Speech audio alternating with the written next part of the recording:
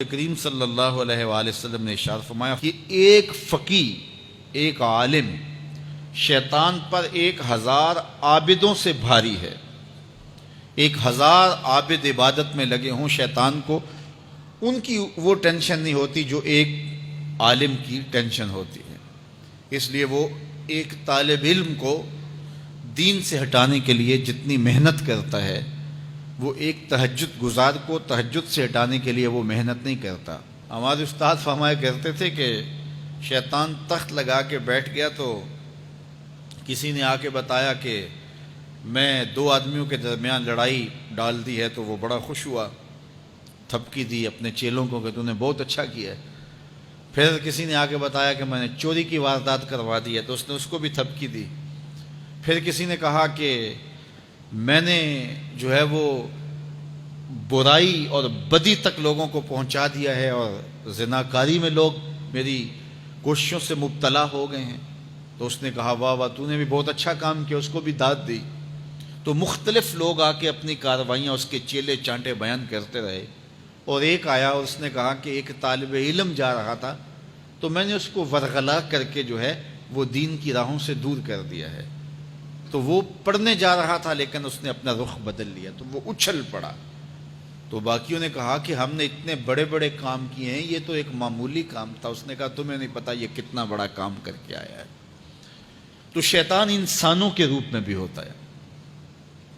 تو بعض اوقات جو علم پڑھنے والے ہوتے ہیں ان طلباء کو شیطان بھی وسوسہ اندازی کرتا ہے، اور بعض لوگ بھی کہتے ہیں جی تمہارا مستقبل کیا ہوگا۔ دینی طلباء کے لیے بڑے مسائل ہوتے ہیں، وہ کہتے ہیں جی تمہارا مستقبل کیا ہوگا۔ مستقبل سمجھا کس کو ہے؟ 45 سال زندگی کل ہے، ٹوٹل جو زندگی ہے ہماری، یہ ایوریج زندگی نکالی ہے، کسی کی 60 سال بھی ہو جاتی ہے، لیکن ایوریج کہتے ہیں 45 سال یہاں زندگی ہے۔ اس میں چوتھا حصہ یا تیسرا حصہ تو سو کے گزرتا ہے نا، 8 گھنٹے بھی دن رات میں سوئیں آپ، تو 45 سال زندگی میں سے 15 سال نکل گئے، باقی 30 سال رہ گئے زندگی کے۔ اس میں بھی 8 سال بچپن کے نکال لو۔ وہ میرے ایک دوست نے بڑا حساب لگا کے نا، تو وہ کہتا ہے 16 سال بچتے ہیں ٹوٹل۔ اگر 45 سال ایوریج زندگی ہے تو جو زندگی گزرتی ہے بھرپور وہ 16 سال ہے۔ تو میں کہتا ہوں کہ 1 سال جو ہے وہ یہ سیلفیوں کا بھی نکال لو، یہ بھی ہر جو ہے وہ آدھے گھنٹے کے بعد 5 منٹ یہ بھی صرف ہوتے ہیں۔ تو 15 سال 16 سال ٹوٹل زندگی ہے، اس کو مستقبل سمجھا جاتا ہے۔ اصل مستقبل کون سا ہے؟ اللہم ان العیش عیش الآخرہ۔ میرے حضور فرماتے ہیں اصل زندگی تو آخرت کی زندگی ہے۔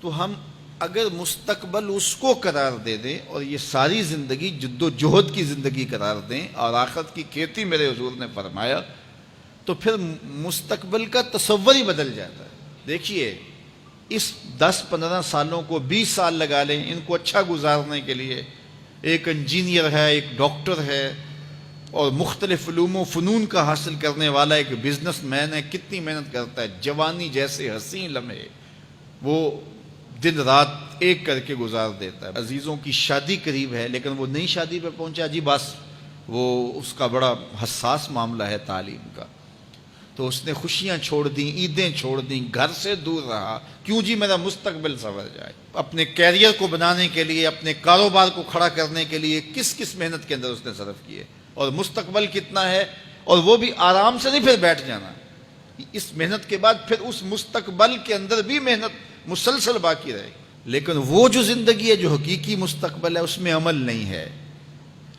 حتیٰ کہ اس میں نمازیں بھی نہیں ہیں۔ آخرت کی زندگی کے اندر ہمارے لیے نمازیں بھی نہیں ہوں گی، روزے بھی نہیں ہوں گے، پھر ٹینشن فری زندگی ہے۔ وَلَكُمْ فِيهَا مَا تَشْتَهِي أَنفُسُكُمْ، جو دل میں آئے گا سامنے پڑا ہوا ہوگا۔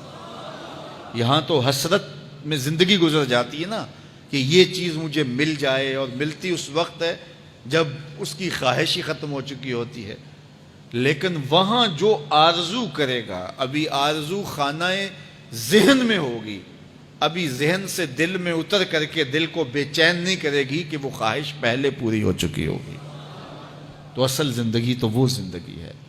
تو اس لیے شیطان یہ بہکاتا ہے کہ میاں یہ زندگی کیسے گزرے گی، بالخصوص طلباء کو، دین سیکھنے والوں کو، میں تو اپنے طلباء کو کہتا ہوں کہ میری زندگی اچھی نہیں گزر رہی، میں نے دین پڑھا ہے، میں دین پڑھانے کے کام میں لگا ہوا ہوں، تو کیا میری زندگی اچھی نہیں گزر رہی؟ میں تو مطمئن ہوں، اطمینان کی زندگی گزر رہی ہے۔ تو دین پڑھو، دین میں خیر ہی خیر ہے، دین میں بلائی ہی بلائی ہے۔ تو دین خیر کی راہوں کا سفر ہے۔